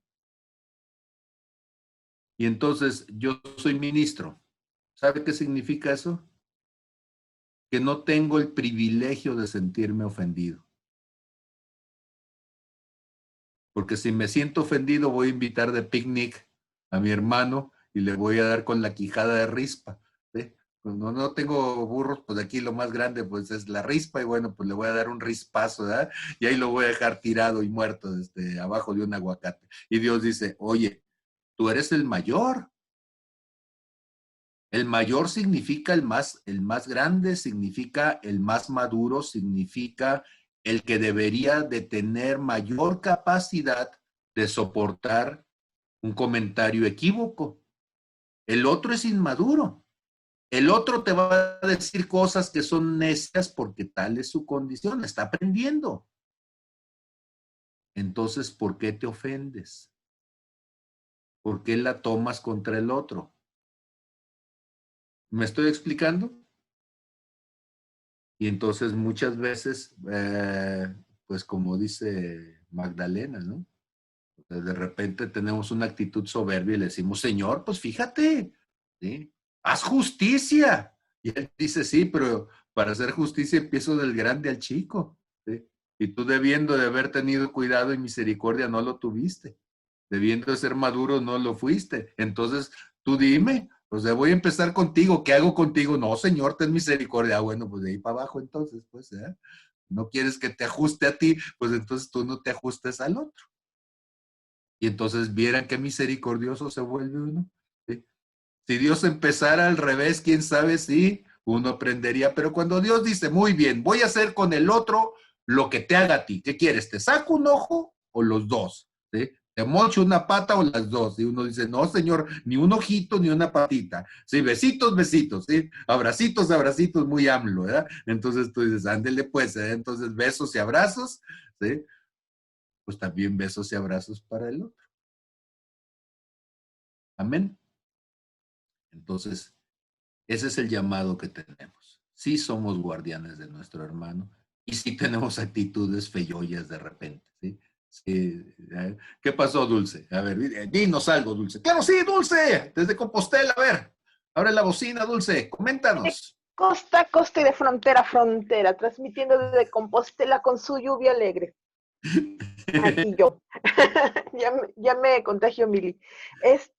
Estaba viniendo a mi mente situaciones en las de que, vaya, planteando el otro lado de la moneda, ¿verdad? Eso de que uno publica en las redes sociales y lo que uno publica para una persona le llega a 20, que suele ser muy común. Entonces, por ciertas heridas que yo tenía de hace varios años, unos 15 años aproximadamente, hice una publicación y por esa publicación fui reprendida severamente y yo guardé silencio y acaté todo lo que se me dijo en esa reunión y pedí perdón. Y dije, Señor, me equivoqué y aprendo la lección. Yo merezco esto que estoy haciendo porque me refería a otra persona. Pero si alguien ha sido herido por mis palabras, voy a hacer frente a las consecuencias. Y con el tiempo, el Señor no me dio la razón, pero vi la justicia de Él. Porque cuando somos maduros y dejamos y aceptamos, Dios obra y se muestra maravillosamente y en una cantidad de amor que decimos, wow, Señor, yo me sentía tan miserable, tan semillita pequeña en este hermoso jardín, y resulta que tienes verdadero aprecio por mí y me tienes en gracia. Es una hermosa lección de amor que me dio el Señor y dejé de sentirme errante porque yo sabía que Él me iba a llevar justo al lugar que yo necesitaba estar. Amén. Y es hermoso poder echar raíces, además. ¿Sí? Echar Muy raíces, hermoso. dar fruto, sentirte que eres parte de algo. El que es extranjero siente que no es parte de. Pero cuando dejamos de ser extranjeros, nuestro corazón echa raíces y nos sentimos parte, nos sentimos dueños y pertenencia de otros. ¿Sí? O sea, soy dueño del corazón, pero también soy cautivado por el corazón de otros. No tengo parte en el otro y el otro tiene parte en mí. Y eso es una experiencia maravillosa. Perla, otra vez. Bueno, sí, aquí lo tenemos en la segunda vuelta. Sí, volviéndose a servir en la fila. Me acordé de dos testimonios que me encanta dar de lo que yo aprendí en Redime cuando de recién llegué. Quebraron totalmente mi estructura, quebraron totalmente todo lo que me habían enseñado por, no sé, yo creo que más de 15 años. Llego a Redime y tras, me la truenan, ¿no? La primera fue que en un jueves, en la casa de Lichis, hacían las reuniones cada semana por ministerios. Y una vez en el de profetas, llega, ay, se me fue su nombre, llega Enriqueta y te dice, Pablo, te equivocaste la clase pasada. Y yo dije, no, ahorita la van a linchar, la van a agarrar los hermanos y la van a sacar y la van a excomulgar. Porque esa era la idea que yo tenía del trato que se le daba a alguien que se atrevía a pararse y decirle al pastor que se había equivocado. Y yo me acuerdo que volteaba y los veía los dos y nomás era como en mi cabeza, tirirín, dije, a ver, ¿a qué horas, no? Y me acuerdo que bien tranquilo tú volteaste y le dijiste, sí, Enriqueta, ¿en qué me equivoqué? Y ella te dijo, es que nos dice este versículo y este versículo dice esta cosa. Y el que tú nos dijiste que decía era este, pero es este otro. Y tú nada más dijiste, ah, perfecto, ahorita lo aclaro. Y ya todos nos sentamos. Yo dije, a ver, ¿a qué hora se la van a linchar? Yo estaba esperando como, no sé, el show, ¿no? Y me acuerdo que nos sentamos todos y que empezaste a preguntar acerca de la clase pasada, el resumen y no sé qué. Y dice, pues, ¿alguien más hizo la tarea? Y todos, pues sí. Y dijo, ah, ok, entonces díganme dónde está el error. Y todos se voltearon a ver y Enriqueta yo me acuerdo que se estaba riendo. Y ya les dijo, ¿qué les dijiste? Creo que alguien no hizo la tarea. Enriqueta me acaba de decir que me equivoqué en este versículo. ¿Es correcto, muchachos? Y todos estaban viendo y dicen, no, y ya tú tranquilamente dijiste, ok, de las notas, a quien toma notas, sáquelo, corríjalo, por favor, y por favor les encargo que hagan la tarea y hay que leer. Y fue así como, órale, ¿no le van a hacer nada? ¿No la van a sentar 6 meses en la banca? Porque era como lo típico para mí. Y fue así como de, estos hermanos no están bien, está raro el asunto. Ese es uno. El otro es que en menos de un mes, yo llegué temprano, precisamente un jueves otra vez, y tú me dijiste, ay, hija, qué bueno que llegaste temprano, porque te voy a regañar. Dije, no, ya, es como cuando te dicen a la oficina del director, estoy perdida, estoy muerta, algo hice. Y total que estábamos platicando y yo te dije que yo no sabía nada del asunto y ya en la plática me dijiste, ah, está bien, hija, entonces nada más te voy a dar estos consejos, me diste 2 o 3 consejos y me dijiste, listo. Y yo te dije, ¿y a qué hora me va a regañar, pastor? Y tú así como de, ya te regañé. Y yo, no, ¿a qué horas me va a regañar? Y ya me dijiste, no, ya está el asunto. Y yo, no, si me va a regañar así, regáñeme diario. Entonces yo traía estigmas del tipo de liderazgo y ahorita me recordó mucho Dulce en estos comentarios, porque para mí fue totalmente nuevo, he logrado sanar muchas cosas, he logrado creer en los líderes de nuevo, he logrado entender que todos somos ministros y que todos nos merecemos ese respeto. y también esa tensión de que a todos los podemos escuchar, porque de alguna u otra manera Dios nos enseña algo y a lo mejor a mí no me lo va a enseñar igual, pero eso no invalida lo que el otro está viviendo y lo que al otro Dios le está mostrando. Hasta aquí mi reporte. Ahora, ¿qué sucede cuando nosotros cambiamos nuestra perspectiva y en lugar de sentirnos Abeles santos, pensamos en que Abel también era vanidoso? O cuando pensamos en Caínes perversos, nos damos cuenta que Caín en el fondo era alguien que había querido agradar a Dios, ¿sí? Y tuvo un arranque de furia, de envidia, de temor, metió la pata, hizo lo que no debía de hacer. ¿Y cuántas veces tú y yo no hemos sido o vanidosos o juiciosos? El problema no es cuántos Abeles ha habido en la iglesia y cuántos Caínes. El problema es si nos hemos dado cuenta que a final de cuentas es la gracia y la misericordia la que nos tiene aquí.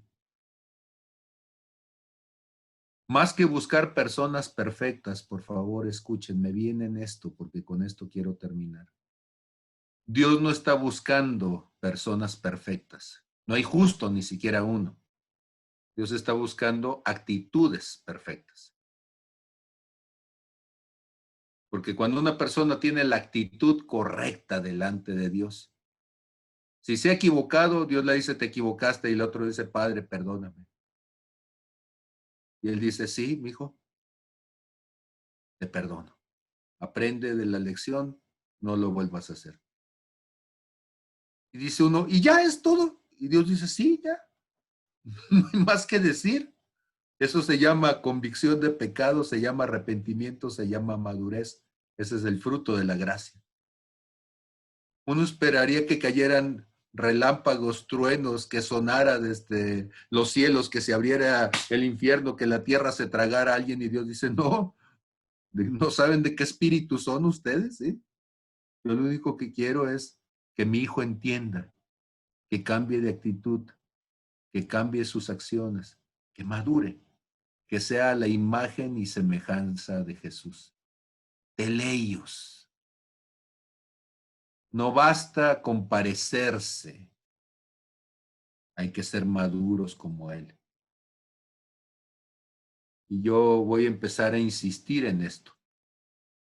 Ya somos hijos, ahora comportémonos como tales. ¿De acuerdo? Ya somos hijos de Dios, comportémonos como tales. Seamos teleios, seamos maduros. Es tiempo de madurar. Les amo mucho, pero no más que a mi cena. Así que aguantaré el amor un momento y me iré a cenar. No, ya cené, pero otra vez. No, ya es hora de descansar todos. Chisco, qué gusto verte. Y con esta imagen preciosa de ustedes sonriendo, me voy a dormir. Muy bien, entonces Dios los bendiga a todos. Cuídense mucho. Hasta luego. Bye, bye. Bendiciones.